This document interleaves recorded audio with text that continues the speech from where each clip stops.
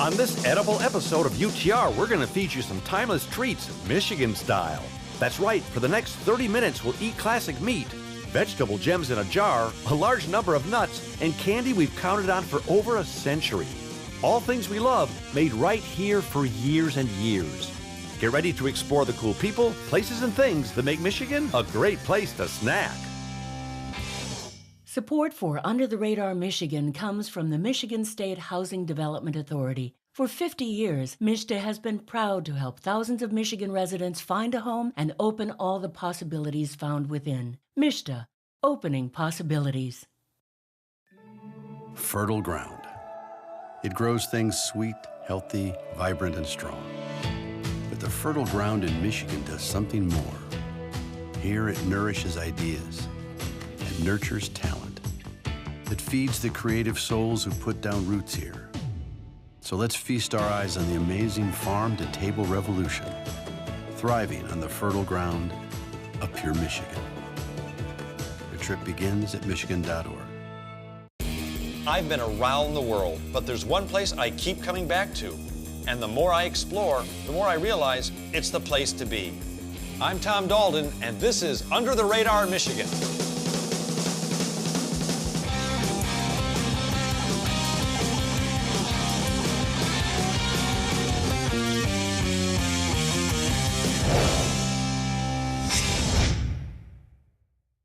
You know, Michigan has so many incredible, iconic brands that it would be virtually impossible and borderline irresponsible to just pick 4.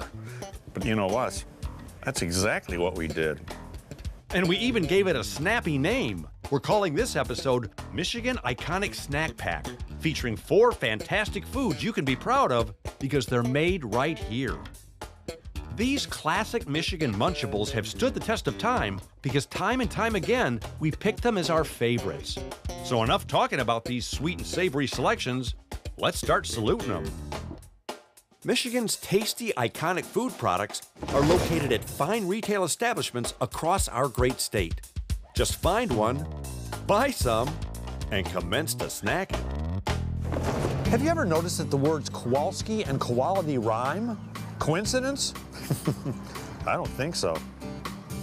And if you want to know what quality smells like, just walk by the Kowalski factory in Hamtramck, because the incredible aroma of sausage and smoked meats will totally give it away. Well, that and the giant sausage being skewered by a colossal fork, that's a bit of a giveaway too. For almost 100 years now, the Kowalski family has been putting meat on our tables and in our lunch boxes. Michael Kowalski and his sister Linda Kowalski-Jacob are 4th-generation stewards of this family and Detroit tradition. And they have no plans of changing anything anytime soon. Well, first thing I want to do is I want to thank you guys because I literally grew up on Kowalski products. That's how I got so big and strong and handsome. So what was your favorite lunch meat? When I was a kid, bologna. Well, it's funny because a lot of people say garlic bologna.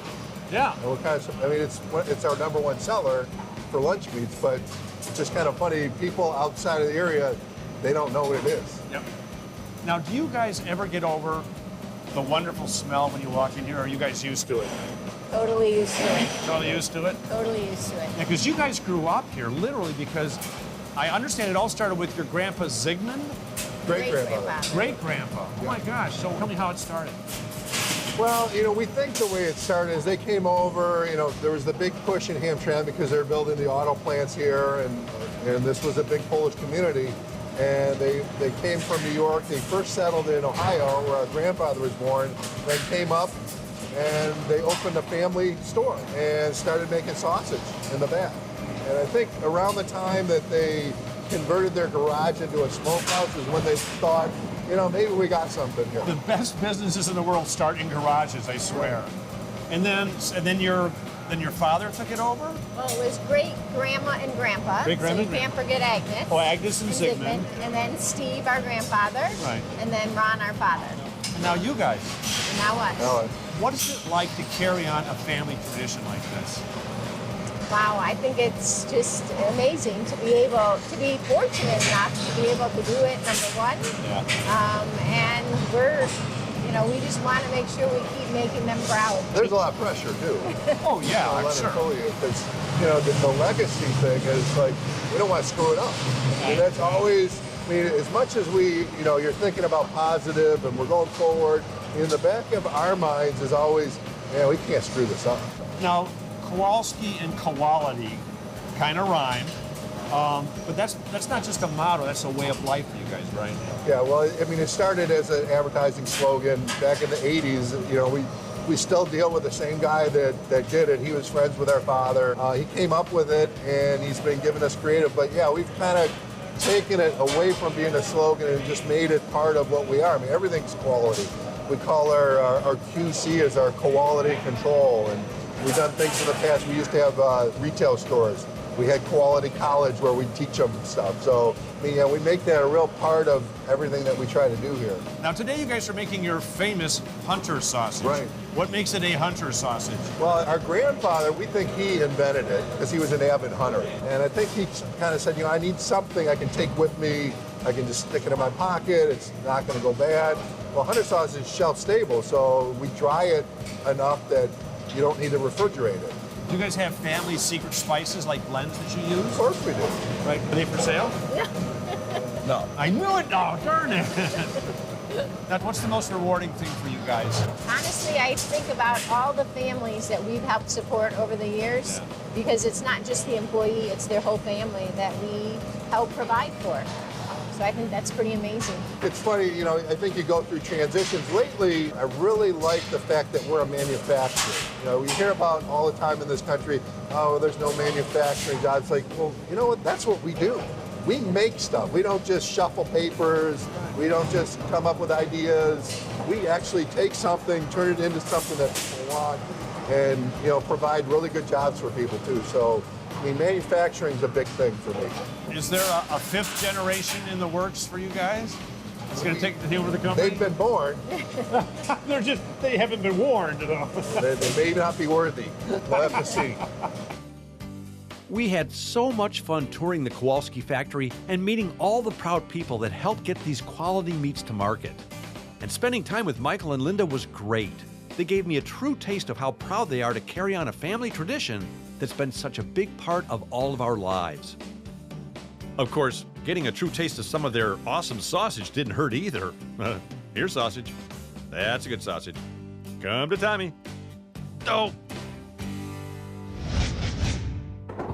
Well, next up is a company that puts old world tradition into a jar. So when you open it, it tastes new world fresh.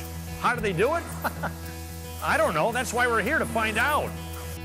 For almost 80 years, the Safi family has been proudly pickling their products. And my palate tells me they've pretty much perfected the process. Their jars of freshly pickled vegetables somehow taste even better than the day they were picked. Now, if you're wondering what their family secret is, fear not, because Mary Safi and Victoria Safi Guzmano have promised to tell me everything. Wah. So I was told that you guys are going to give me all your family secrets today, but I just want you to know that I don't need the weird ones. I just need the ones that pertain to your secret recipes. All right. You're going to give them to me? No. Of course. Of course. What do you mean no? She's nicer than I am. You know what I love about family places like this? Now tell me about Dimitri, Grandpa Dimitri.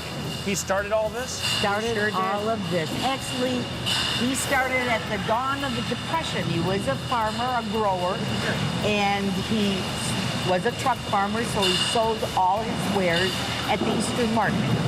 And then when the Depression hit, they had 7 mouths to feed. They had the farmhand and a very large farm. So they began at that time to bottle and to can and to preserve, Michigan's harvest and to sell it. That's how Safi started. And that's almost 80 years ago, right? Well, in 1929. You guys are both Safis, right? Are you sisters, aunt and niece? I'm the oldest of the Safis. I'm George's daughter. Right. She's Charlie's daughter, and she's the youngest of the Safis. I'll be the middle Safi. There you go. Right? This is a true story.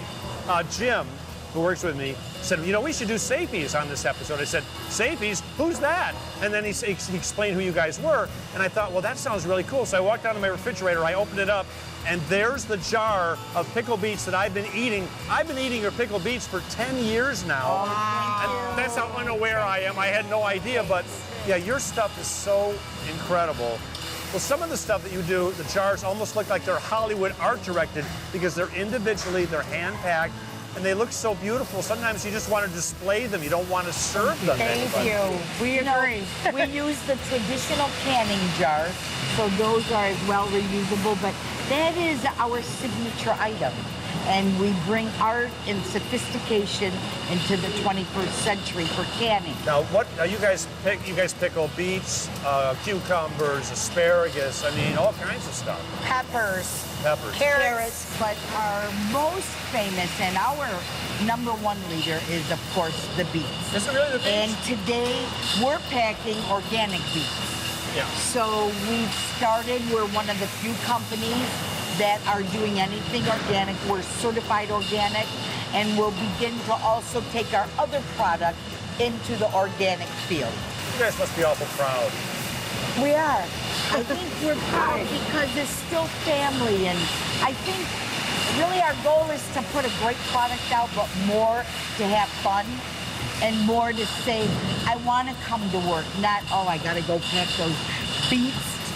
I noticed that because, I mean, you employ a lot of people, and the second we walked in here, everybody's happy. Everybody loves what they're doing here. Thank you. So, Try. It means a lot because it's not easy to make an art form in that jar and to do it with your hands. So we try our best to make it fun and alleviate some of the arduousness of it. So. right. Nice job. Another thing I love about you guys is that you're Michigan, obviously, and you use a lot of Michigan produce, right? Absolutely. From the Eastern market, local farmers, as far as our vinegar and spice, those things also come from very local places, no more than a half an hour from us. So we really try to keep it Michigan. And there's no way I can talk you into any of your secrets, your secret spices? She's nicer than me. I say no. She might say yes. She's really sweet. I think that's how the beets get that way. I don't know. Oh, sickening. It really was a pleasure watching these dedicated and skilled people process and prepare this parade of pickled pleasures. And we were welcomed with so many open arms, quite frankly, we lost count. They were one of the greatest crews this side of the sun. The Safety family is just one more example how pride, persistence, and old world know-how made for yet another iconic Michigan brand. So if you ever get yourself into a pickle, make sure you do it with Safety's, because not only will it taste good, you'll look good doing it too. Bonus. You know, sometimes you feel like a nut, sometimes you don't. But if you ever taste a Germac roasted pistachio, you'll feel like a nut all the time. Why do you think I eat them? Hey, can somebody help me get these in my car? I think he's 11 billion. That's right. Number 3 on our iconic Michigan snack pack is the Germac Pistachio Company, because they've been an important part of the Motor City for almost 100 years. They're located right in the heart of historic Eastern Market. And if you've ever popped one of these tasty gems in your mouth, chances are it was generated by Germac. And once these savory little nuts are roasted, they travel the planet, reminding everyone that in Detroit, we do things right. It's no wonder that Frank Germac III is certifiably nuts about this great family business. Okay, you have to tell me right now your secret ingredient, because I've tried just eating one pistachio and it never works. Well, the secret ingredient is the pistachios, because they are so good. People just cannot stop eating them. I never thought of that. That's easy for you. Now, is it true? I read that your family were the first to actually roast pistachios in the entire United States. Well, that's correct. So my grandfather came to the United States. He was just a boy, but he came from a part of the world where they had pistachio trees growing. So they're Armenian, but they had these pistachio trees. They were more or less unknown in the United States. So they would take these pistachios, they'd import the pistachios to the U.S., and back then, a lot of these pistachios had a little bit of a red marking from the trees from where water seeped through the husk. And they had the idea to dye pistachios red to kind of cover up that little part of the pistachio shell. I was going to ask you where, because they were called red lip. They were called red lip pistachios, which is a trade name they came up with in the 30s. So yeah, when they brought pistachios in, they wanted them to look good, and they wanted them to have some aesthetics and some salability being on the shelf. That's so fascinating. Yeah. So your grandpa came over when? He came over in 1912. That's when my grandpa came over. Really? Yeah, he came through Ellis Island in 1912 from Italy. Yeah. So they came from Armenia in 1912, and he came over. His parents did not come with him, so he had 4 brothers and sisters, and basically the kids were put on the ship and they were sent here. So the oldest brother he had was 19 years old, and he was the head of the household, and he's the one who came up with the idea to sell some of these products. And he had the built-in labor from his younger brothers and sisters, so my grandfather was actually the youngest of the bunch. And you guys have been, Steve, I mean, you guys have been a part of Detroit for how many years now? So the company started in 1924 here in Detroit. So this is after my grandfather was in the country for a bit, but he and one of his older brothers, John Jermack, decided to focus just on pistachio nuts. So they had 2 operations, one here in Detroit, and in the 20s, Detroit was a boom town. This was like Silicon Valley here. So they decided to set up here, but they also kept an operation in New York City. Well, Eastern Market is the perfect place for you guys to be because there are so many artisan foods and companies, and there's artists here now, and it's just a great place to be in the city. Right. Yeah, Eastern Market is a big part of our identity, partly because we've been here since the 20s, and Eastern Market predates us by about 30 years, but it's pretty close. Speaking of going way back, now the roasting machines you use here, those look pretty vintage. Yes. So when we first started, there were no such thing as continuous pistachio roasters. The technology wasn't there, so we had to use what was available, and what was available were coffee roasters. So we have not changed that to this day, and we use large batch coffee roasters for our process. So where are pistachios grown mainly? California, and we also get a small amount from Turkey. Now, pistachios grow on trees? They grow on the tree. And do they open up when you roast them, or how does that happen? That's a great question, because a lot of people think that when you roast the pistachios, they crack open. Yeah. Actually, they crack open when they're on the tree, and they crack open within a week of all the other pistachios in the grove or the orchard, and it makes an incredible racket. So that's how you know they're ready to be picked. But you guys don't just roast pistachios. I've noticed you guys have a ton of different products now. Yeah, we do. So we started with pistachios, and then we quickly moved into other types of nuts. And that includes cashews, almonds, walnuts, pecans, macadamias.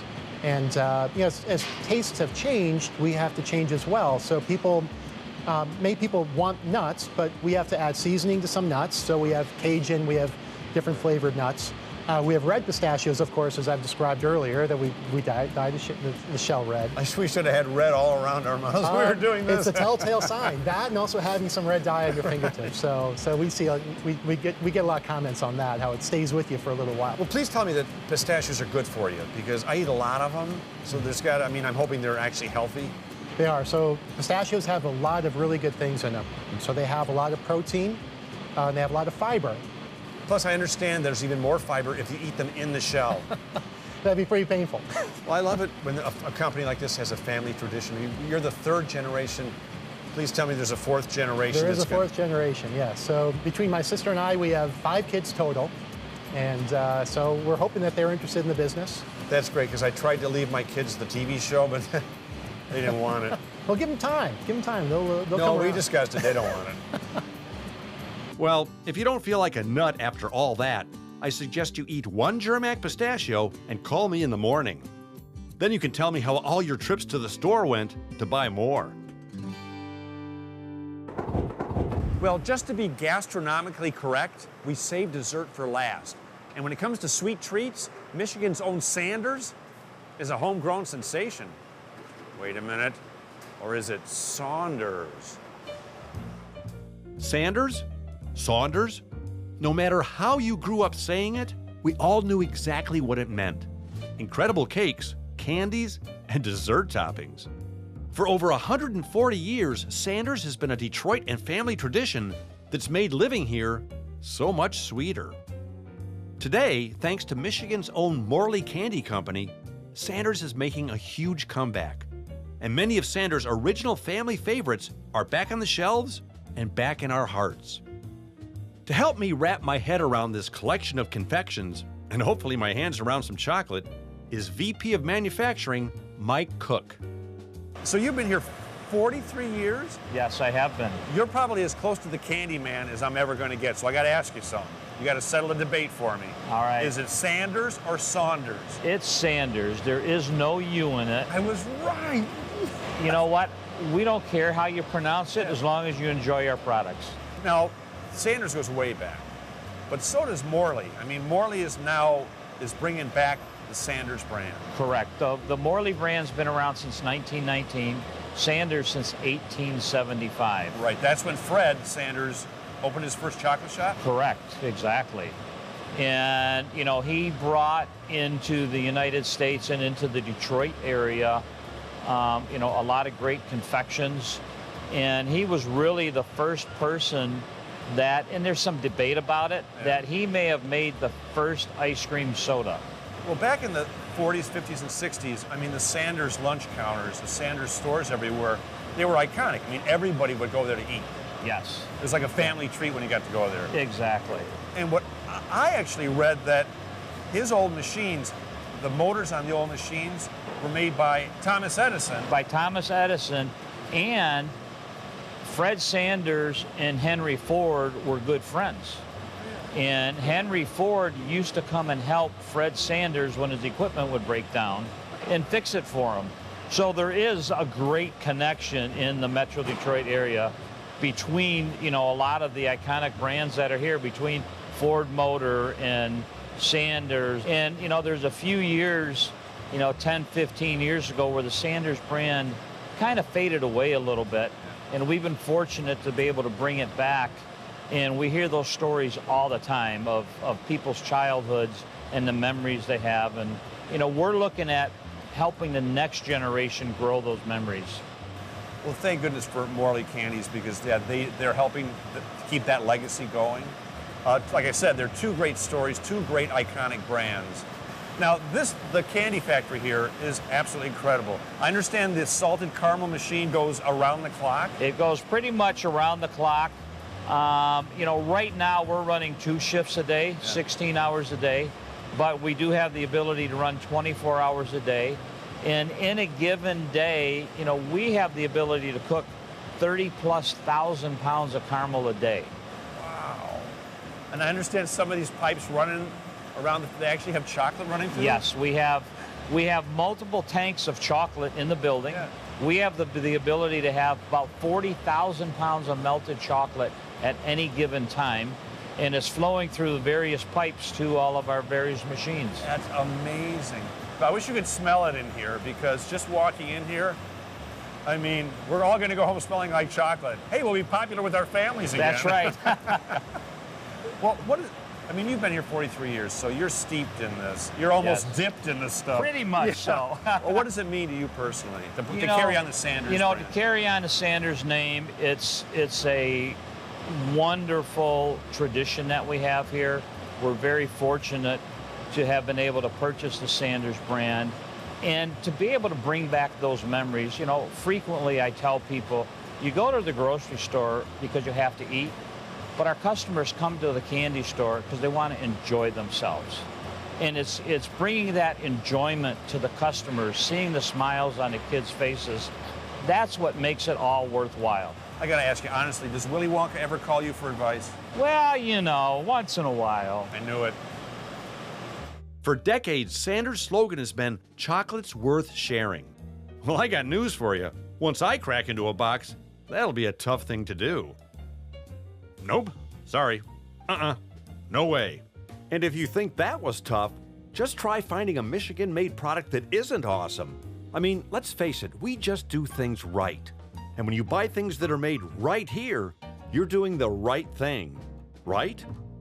Right. Hey folks, thanks so much for watching Under the Radar Michigan. I really appreciate it. Look, if you want to know more about what we do, where we go, what we have, go to utrmichigan.com. You can get our brand new book, UTR, The First 50. You can get DVDs of our shows. You can get wearables, even this brand new hoodie like the one I'm wearing right here. Pretty sweet, huh? So go to utrmichigan.com. You'll have fun, I guarantee.